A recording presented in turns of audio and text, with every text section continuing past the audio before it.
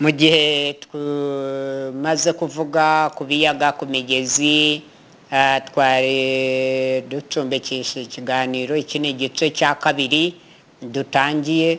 Amafaranga ava mu mabuye y'agaciro tuvuze ko agomba kugabanywamo ibice bibiri. Icya nyiri isambu havumbuwe amabuye y'agaciro akanacukurwa akajyana igice kimwe, icya kabiri kikajyanwa n'umushoramari wayacukuyemo. Nuko imitungo y'igihugu igomba gusaranganywa mu bene gihugu. Twe nuko abaruda tubibona kandi nuko twe tuzabikora. Ikindi amasamaki ava mu biyaga mu mazi agomba nanone kwitabwaho, noneho abene gihugu bakabona yo kurya, bakongera imibereho n'imirire myiza, bakagira ubuzima buzira umuze.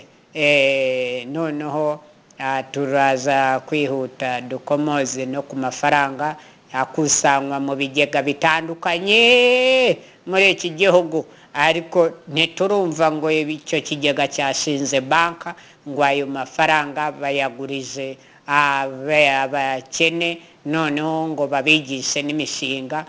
Urabona ko babaririye mu mibare, ntibabashyira no mu mashuri ngo bige. Nta mashuri abanza bize, nta yisumbuye bize, n'abayize bayatereye mu nzira. Primaire ni ba drop outs, bayatereye mu nzira. Secondary ni uko, kaminuza ni drop outs. Ntabwo bagiye basoza ibyiciro by'amashuri, kubagize amahirwe bagakandagira mu ishuri, ariko benshi ntibakandagiyemo. Abo bose rero ayo mafaranga yakabaye abafasha nko mu Gaciro Development Fund. Ayo yose amamiliyaridi bakayamurikira abaturage, yakusanyizwe mu gihugu buri mwaka bakerekana yakoze ibi n'ibi, accountability gakorwa neza, hanyuma agashingwa banka noneho ikaguriza aba bakene. Izindi banka zitaguriza ngo nuko bari mu cyiciro cya mbere cy'ubudehe. Mwe mubibona mute? Murakoze cyane. Dushingiye ku byo uvuze haruguru, tubona ku kijyanye cya mbere na mbere, ku kijyanye n'ibiyaga, nkatwe abanyarwanda, nkatwe abaruda, uko tubyumva nuko tubyifuza ndetse nuko dutekereza ko byakaba, twifuza ko mu bishanga byose biri mu gihugu hakabaye hakuba hakorerwamo ubworozi bw'amafi. Abene gihugu bakabona amafi yo kurya, bakabona twakunze gutemberera mu bihugu byo hakurya y'igihugu cyacu, mu bihugu bituranye byacu, dusanga mu bishanga byinshi byaho usanga baragiye bacukuramo ibyuzi, bakayoboramo amazi menshi, bakororeramo amafi, hanyuma bene gihugu bakajya babona barya amafi batagombye kujya kuyagura. Mu gihe twebwe ubu dufite ibibazo by'uko usanga turya amafi avuye i Burundi, andi yavuye mu bihugu bigiye bitandukanye, avuye mu kiyaga cya Kivu, kandi hano mu gihugu hagati dufite ibishanga byinshi cyane bitagize ikintu biri kumara, bitarimo imyaka, bitarimo imboga, bitarimo ibisheke ngo tube bitarimo ibisheke ngo tube nibura tuvuga tuti hari ahantu harimo ibisheke isukari zabigura 500 nk'uko kera byahoze. Ibishanga birahari biri gupfa ubusa bitagize ikintu biri kumara. Twe rero twifuza ko mu biyaga, amafi ari mu kiyaga cya Kivu, amafi ari mu kiyaga cya Mugesera, amafi ari mu kiyaga cya Ruhondo, amafi ari mu kiyaga cya Muhazi n'ibindi biyaga byinshi cyane biri muri iki gihugu, twifuza ko abene gihugu bahabwa uburenganzira bwo kugira imigabane muri ibyo biyaga, bakajya baroba amafi bakarya batagombye kujya kugura amafi ku masoko, cyane ko ari n'ibintu bihenze. Kujya kugura amafi birahenze cyane, ujya kugura amafi ugasanga ikiro cy'ifi kiragura ibihumbi 4, kiragura ibihumbi 5. So turifuza ko rero mwadufasha buri mwene gihugu akagira agaciro ku biyaga, akagira agaciro mu mafi ari mu ibyo biyaga, ndetse leta iganakoresha n'uburyo ki bwose bushoboka igakora n'indi mishinga yagutse n'ibindi bishanga bitagiramwo amazi, ikagerageza buryo ki begeranya amazi, ayo mazi nayo akabyazwa umusaruro, kuko nta bundi butunzi dufite, nta nandi masoko dufite tuzajya gukuramo ibyo biribwa tuba dukeneye uretse ibyo dufite hano mu Rwanda. Ikindi twifuza ko mwadufasha kigakomera cyane ni kubijyanye no kwihesha agaciro nk'uko mu Rwanda twabyigishijwe kandi twabitojwe. Hari ikibazo dufite mu Rwanda cyuko usanga abantu bamwe bazamuka bagatera imbere, abandi bakamanuka bakajya hasi, ndetse ugasanga ibyiciro ntabwo abantu bajya mu byiciro bitewe n'uko babibashizemo, ahubwo imibereho barimo yo ugasanga niyo ibategeka kujya muri ibyo byiciro. Ntabwo rero twe twifuza ko abene gihugu bacu abanyarwanda babarirwa 80% ko dusanga babarirwa mu cyiciro cya mbere, nubwo bajya batubeshya ngo mu cyiciro cya mbere ngo harimo 20 na kangahe, buri muntu agenda atangaza imibare bijyanye n'ibitekerezo bye cyangwa se n'inyungu afite muri abo bantu. Ariko twebwe ubushakashatsi twakoze twasanze 80% mu gihugu cy'u Rwanda babarirwa mu cyiciro cya mbere. Tukibaza tuti amafaranga atangwa yatanzwe mu kigega agaciro aragera kuri miliyari ziri hejuru ya 40. Kuki ayo mafaranga batayafashe ngo bayashyire mu mabanke, bayashore mu mabanke, hanyuma ahindukire ayo mabanke agurize abene gihugu mu buryo budasaba ingwate, mu buryo butaruhanyije, ahubwo igihugu cyo kigashyiraho systeme yo gukontorora abo bantu ndetse no gukontorora ayo mafaranga uko bayakoresha, ariko nibura buri mwene gihugu wese akaba afite ku buryo ki yaba basha gukora ku ifaranga. Amafaranga ntibibe itegeko kuko amafaranga aba mu bantu batageze no mu 5,000 mu gihugu. Ubu hari ikibazo cyagaragaye cy'uko mu Rwanda abantu batunze amafaranga batagera no ku 5,000. Tukibaza niba miliyoni 10 zimaze gusatira 15 mu Rwanda zabene gihugu, 5,000 ari byo bizwi mu gihugu ko bifite amafaranga, hanyuma miliyoni 14 n'ibihumbi 100 zo zibaho zite? Zizabaho nta mafaranga zitunga? Ese zizabaho nta zitabasha kujya ku isoko ngo zihahe ibiva hanze, ibicuruzwa biva hanze biba bikeneye ko tugurana? Mu Rwanda wenda hari ukuntu mushobora kuvugana n'umuntu, kumvikana n'umuntu ukaba wamuhingira akaguha icyo udafite, ese akaba yaguha icyo ufite akaba yaguha icyo udafite ukamuha nawe icyo adafite. Ariko nk'ibicuruzwa biva hanze ku masoko yo hanze, ibyo byo ko byakagenda kose biba bikeneye ko biguranishwa amafaranga. Umwene gihugu udafite ayo mafaranga se ntago azagira uburenganzira ko icyo gicuruzwa kiva mu bihugu byo hanze? Icyo ni ikibazo twibaza. Habaye hari uburyo mwaba mutegura kugitunganya neza mukadufasha icyo kibazo kigakemuka, byatunezeza, byadufasha cyane. Umwene gihugu wese akagira iterambere rirambye kandi rimuhagije, atari mu kigero cyo kuba yakwifuza kugera gufata ku mafaranga nkaho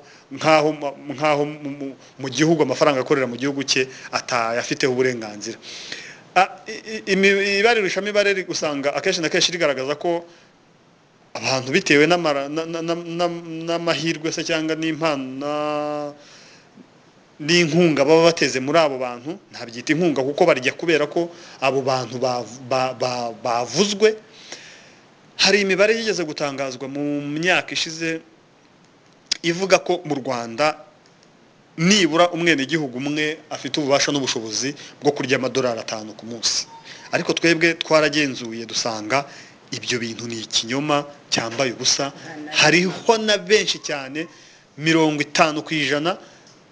Iyo ni imibare tumaze kugenzura, tumaze kubara, turacyakurikirana ngo turebe, ariko mu mibare tumaze gukora imibare itwereka ko 50% abenegihugu badafite ububasha n'ubushobozi bwo kubona n'inote ya 500 yo kurya ya buri munsi. Tukibaza tuti kwihesha agaciro niki?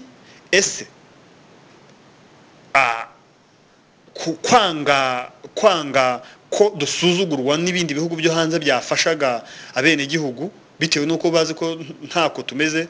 Ese byo kubikuraho byatumariye iki? Niki twakora? Niki ni izihe mbaraga dusabwa kugira ngo iki kibazo kiba cyakemuka? Ese mwebwe ni zihe ngamba mufite kuri iki kibazo kugira ku buryo mwahangana n'iyi virusi yateye abantu yo kuba abantu bafite ikibazo cyo kuba bakwihaza mu mirire? Niba wenda hari icyo mwaba mufite mwatusubiza, cyangwa se niba hari icyo mwatwongereraho nabwo mwatubwira. Murakoze cyane. Murakoze cyane. Bigendanye n'ishoramari imbere mu gihugu, twe abaruda tuzarisaranganyamo abenegihugu mu rwego rwo kubahamo imigabane. Buri muntu akagira imigabane, rikitwa isoko ry'imari n'imigabane. Umunyarwandakazi n'umwana we bose utagombereye imyaka yeneye cyangwa igitsina kineke, cyangwa ugendana ubumuga cyangwa utafite ubumuga namba, ibyo byose utabyitaye buri muntu agomba kugira imigabane ku isoko ry'imari n'imigabane. Byanga bikunda byanga binoga, ntabwo ibintu bigomba kwiharirwa na bamwe, haba ku mato gutwara abantu n'ibyabo byubahirizwe, haba mu modoka, mu nzira nyabagendwa, mu muhanda. Amabisi tuzazana 3, 4 agerekeranye, abanyarwanda bafatemo imigabane ndetse turenge kuri izo mbibi n'abanyamahanga bafatemo imigabane. Turusheho kunoza transport yo gutwara abantu n'ibintu mu gihugu, haba ku butaka, haba ku mazi, haba mu kirere. N'indege nazo abanyarwanda baguremo imigabane bitewe n'amamiliyoni n'ibihumbi bagiye bagira, ko umuntu yifite ari nayo migabane agura. Ibyo byose agatangira ari umushoramari muto, noneho akazarinda nawe ahaba umushoramari mukuru. Kandi na leta twe abaruda tukazajya tumwunganira, tumutera ingabo mu bitugu. Buri muturage tumushyiriraho amafaranga, cyane cyane abana b'abanyeshuri. Buri mwana uvuka ibyo bikubahirizwa, agashyirirwa kuri konte ye amafaranga no mu migabane y'isoko n'imari y'imigabane, ku isoko ryaba iry'imbere mu gihugu no ku isoko mpuzamahanga. Abana bato tubakungahaze kare, tubafungurira amakonte, tubazigamira kare, tubagurira n'imigabane ku isoko ry'imari n'imigabane kare. Ibyo bizitwa imbaturabukungu. Bityo rero n'amabuye y'agaciro navumburwa mu kibanza cy'umuntu, 50 igibiye na 50 igibiye umushora amafaranga, ubwo n'abatekinisiye muri rusange. Hanyuma amasamaki navumburwa ahantu, uburobyi, iyo mirimo yose, ubworozi bw'amafi, nabwo abenegihugu twabaruda twateguye ko bagomba kubigiramo imigabane. Naho ku muturage ufite igisambi igera ku gishanga cyangwa ku kiyaga, ibyo twasobanuye kare, kuva kare kose. Nimba ikiyaga kihavutse kitari gihari, uko hangana ahatwawe azajya abona 50% ry'ibivuyemo, na leta ijyane 50%. Nuko tugiye gusaranganya abenegihugu, banyarwandakazi n'abana bato bacu mushonje muhishiwe. Twe abaruda tugiye gusaranganya itunga ry'igihugu mu banyarwanda bose imyaka yose. Bityo rero haba gutwara abantu n'ibyabo koresheje ikirere, ubwo ni mu ndege bari bamaze gusobanura haruguru hariya hose. Abanyarwanda tuteganya twabaruda ko abanyarwanda bagomba kugiramo imigabane, bose baba bashoramari muri iryo soko ry'imari n'imigabane mu Rwanda, tubatoze no gushora no mu mahanga, hanyuma tumenyereza ayo masoko y'imbere mu gihugu no ku rwego mpuzamahanga. Ibyo bizitwa imbaturabukungu y'abanyarwanda muri rusange. Bityo rero tuzakungahaze abana bato, tuzaba dukungahaje abanyarwanda muri rusange, kandi bizubahirizwa ibihe byose. Hanyuma itumatumanaho naryo mu minara yose, yaba ya Airtel, MTN, Tigo n'izindi nyinshi tuzazana, byose bagomba gufatamo imigabane bene gihugu, aho kugira ngo abanyamahanga badutange iyo migabane ku isoko ry'imari n'imigabane. Ubwo mu itumatumanaho naho nuko bizubahirizwe.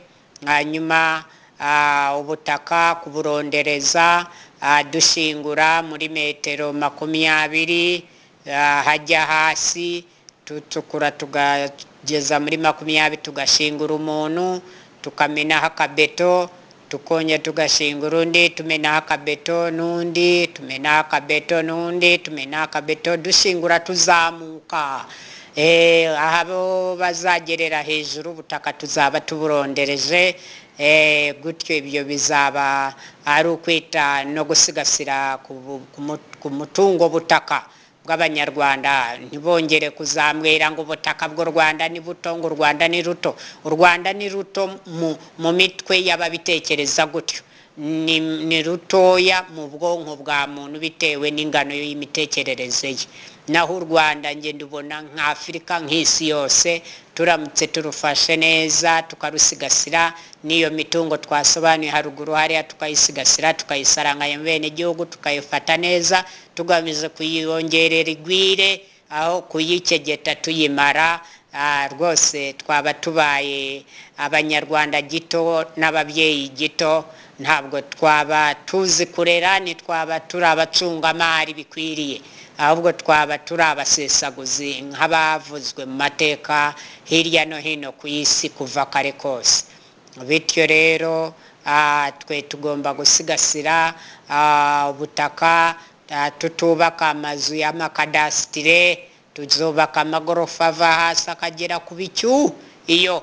Hanyuma ubutaka bubanza muri kave, izo nzu zikaba iz'umushora amafaranga, ariko aya mazu aringa imiryango iringaniye n'ubutaka ikaba y'umushora butaka, n'umushoramari w'ubutaka, nyiri butaka gakondo ntitwimure iyo miryango yose ku butaka bw'ikabiye. Hanyuma iziri hejuru zose kugera ku kwezi zikaba z'umushora amafaranga. Ubwo abashora amafaranga bazaba benshi na leta izabamo, abakire batandukanye imbere mu gihugu n'abari mu mahanga, mwese muzamwemerewe kugura imigabane muri aya masoko y'imari n'imigabane mu gihugu.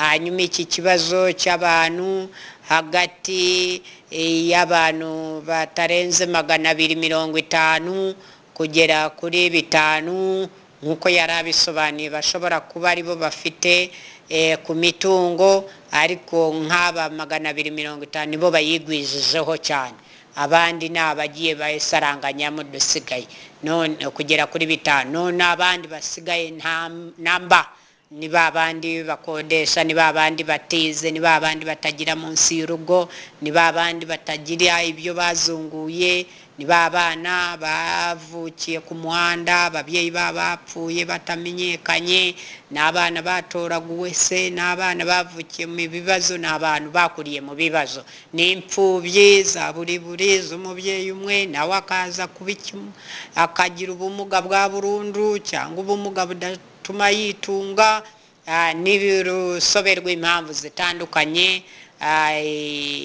ibisimu byamuguyeho bacukura amabuye y'agaciro inzuzi zaramumize yaguye mu myobo se ibikoko byaramuriye yapfiriye mu magereza se bagize bana baramuhotoye hirya no hino n'ibibazo bitandukanye bityo rero ndumva aho ngaho nari maze kuhazenguruka hari iyindi ngingo wazamura nanone cyangwa duhinire hano Okay, murakoze cyane mujye mutwandikira kuri wa3@ruda.tk mubaze na perezida wa Ruda ibibazo byose mwifuza ibyo mu nda y'isi ibyaha ku isi n'ibyo mu ijuru byose azagerageza ashaka ibisubizo kuko atwita ibisubizo ndetse anahetse n'ibikapu by'ibisubizo mujye mubariza kuri iyi nomero ikurikira Gasaraba 250 78 kane 28 622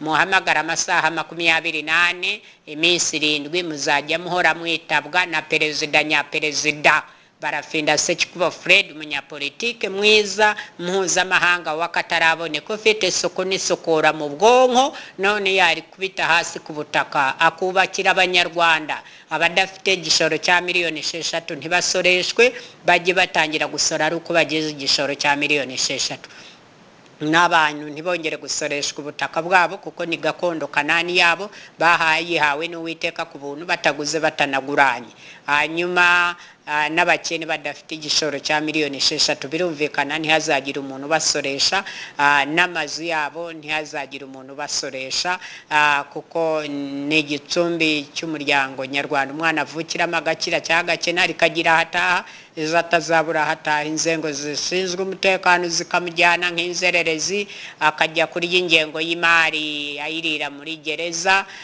kandi abasora ari bake batanafite no munsi y'urugo none ugasanga nicyo cyatumiye barya miliyoni 26 buri munsi wazi kuba n'iminsi 31 bigize ukwezi ugasanga ingengo y'imari irahatokomokera y'u Rwanda wakongera ugakuba n'iminsi 366 igize umwaka ugasanga ubukungu bwarahazahariye none ugasanga bitabaje imfashanyo mu mahanga zizagora abana bacu abuzukuru n'abuzukuruza kuzishura kandi zarariwe n'abakuru b'abasesaguzi ndaje perezida wa Ruda mbahagarika abo bose mbereke uko bagomba gusigasira umutungo mwinshi n'umukeya tugamije kuwongerera ukomeze wikube aho kukomeza ugakendera unashira abaturage bajya mu byobo njya bukene njya kuzimu